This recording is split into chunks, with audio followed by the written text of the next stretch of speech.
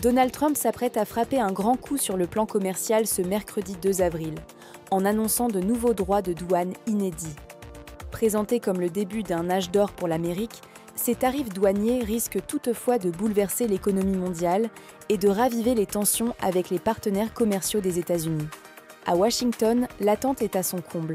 Le président américain, qui avait fait de cette offensive commerciale une promesse phare de sa campagne, finalisait encore les détails de son plan mardi, selon sa porte-parole. À partir de demain, l'Amérique cessera d'être dépouillée, a déclaré Karoline Leavitt, précisant que ces nouvelles taxes entreront en vigueur immédiatement. Donald Trump prévoit d'officialiser ces mesures lors d'une cérémonie à la Maison-Blanche à 16h, heure locale, 20h GMT. Un timing soigneusement choisi, juste après la clôture de la bourse de New York.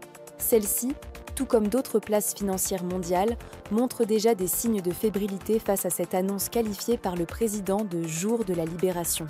L'administration américaine est restée silencieuse face aux rumeurs évoquant l'instauration d'une taxe unique de 20% sur toutes les importations, plutôt que l'application de droits de douane spécifiques selon l'origine des marchandises. L'Europe prête à riposter si besoin. Alors que Donald Trump affirme vouloir être très gentil avec les partenaires commerciaux des États-Unis, l'incertitude plane toujours sur l'ampleur de cette politique protectionniste. Face à ce flou, les autres puissances économiques oscillent entre fermeté, volonté de dialogue et appel au calme. Le Canada, particulièrement exposé en raison de ses liens économiques étroits avec les États-Unis, se prépare à réagir avec prudence.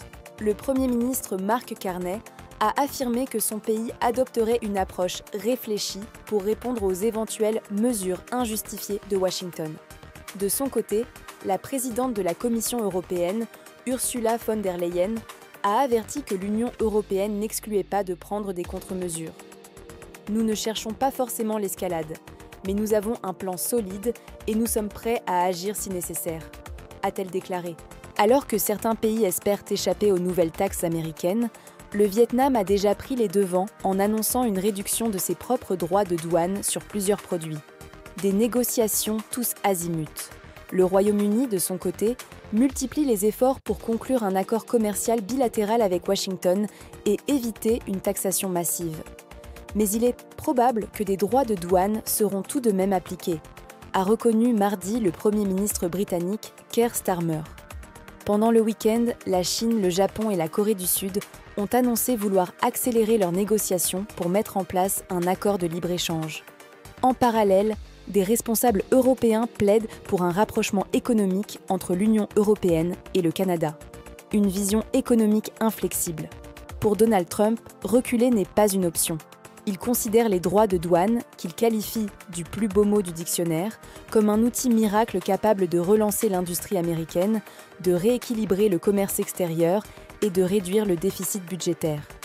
Inspiré par le protectionnisme du 19e et du début du 20e siècle, le président américain reste fidèle à sa promesse de faire baisser le coût de la vie. Il balaie d'un revers de main les craintes liées à une flambée de l'inflation ou aux turbulences sur les marchés financiers.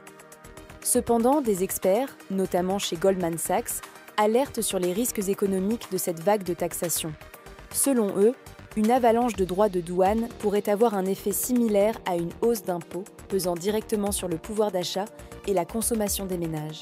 Depuis son retour à la Maison-Blanche, Donald Trump a déjà renforcé les barrières commerciales en augmentant les droits de douane sur les importations chinoises, ainsi que sur certains produits en provenance du Mexique et du Canada. L'acier et l'aluminium, peu importe leur origine, sont également concernés par ces taxes. Un nouveau tour de vis sur les importations. Ce jeudi à 04h, un GMT, Washington prévoit d'aller encore plus loin en imposant une taxe supplémentaire de 25% sur les voitures fabriquées à l'étranger et leurs pièces détachées. Les marchés financiers sous tension. À la veille de ce que Trump appelle le jour de la libération, la bourse de New York a clôturé sans tendance claire mardi. Le Dow Jones a terminé presque stable, 0,03%, tandis que le Nasdaq a progressé de 0,87% et le S&P 500 de 0,38%. Malgré ces variations, les indices ont connu une séance agitée, marquée par des fluctuations en dents de scie.